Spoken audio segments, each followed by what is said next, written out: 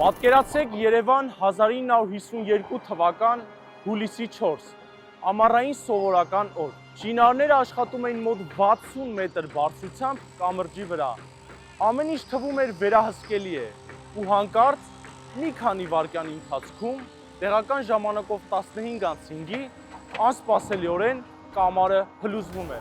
Փոշի, խուճապ, ագնապներ, 47 մարդ։ Այդ օրը այլևս տուն չի վերադառնում։ Ինչպես նաև շատ շատերը ստանում են տարբեր աստիճանի մարմնական վնասվածքներ։ Բայց սա պատահական չէր, սա նախապես կուտակված խնդիրների եւ սխալների արդյունք էր։ Ավելին տեսնելու համար անպայման բաժանորդագրվեք, կիսվեք ձեր ընկերների հետ եւ սեղմեք լայք կոճակը։ Ինչպես սկսվեց այս ամենը։ 1949 թվականի կեսերն էր, երբ Երևանում մեկնարկվեց Հրազդանի մեծ կամրջի շինարարությունը։ Իդեպ փաստաթղթերում այն սկզբում նշվում էր որպես Զանգվիի մեծ կամուրջ։ Այսպիսով Զանգվիի մեծ կամրջի շինարարությունը սկսվեց, բայց սկզբից էլ պարզ էր, որ այն դժվար կլինի ավարտել նախանշված ժամկետում։ Խնդիրը լուծելու նպատակով շինարարները դիմեցին ՀԽՍՀ նախարարների խորհրդին, խնդրելով, որ ներգրավեն նաև կալանավորներ եւ աշխատողների թիվը հասնեն 800-ի, քանի որ կալանավորները համարվում էին ամենաէժան աշխատուժը։ Շինարարությունը ստացավ նոր թափ։ Կամրջի շինարարական գրասենյակը առաջին կիսամյակում ձեռք բերած հաջողությունների համար պարգևատրվեց կարմիր դրոշով եւ 15000 ռուբլի գումարով։ Չնայած հաջողություններին, 1951 թվականին կամրջի շահգործման հանձնումը ձախողվեց։ Ուսումնասիրությունների արդյունքում հայտնաբերվեցին բազմաթիվ թերություններ,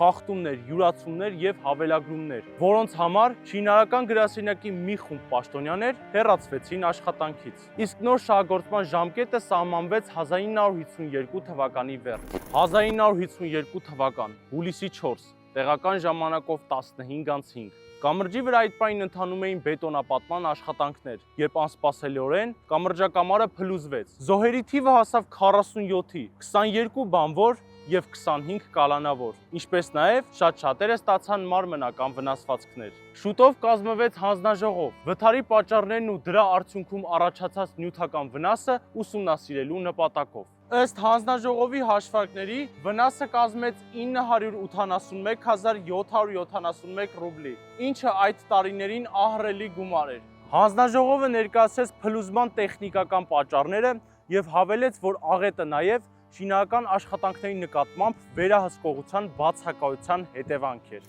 Եվ ահա 1952 թվականի սեպտեմբերին վերսկսվեց ներկայիս Կիևյան կամրջի շինարարությունը նոր ժամկետով 1953 թվականի վերջ։ Սակայն շինարարությունը կրկին հետաձգվեց եւ վերջնական հանձնումը տեղի ունեցավ 1955 թվականի դեկտեմբերին։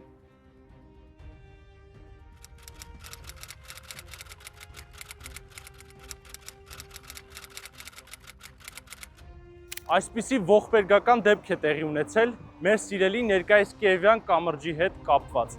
Այսքանն էր, շնորհակալություն։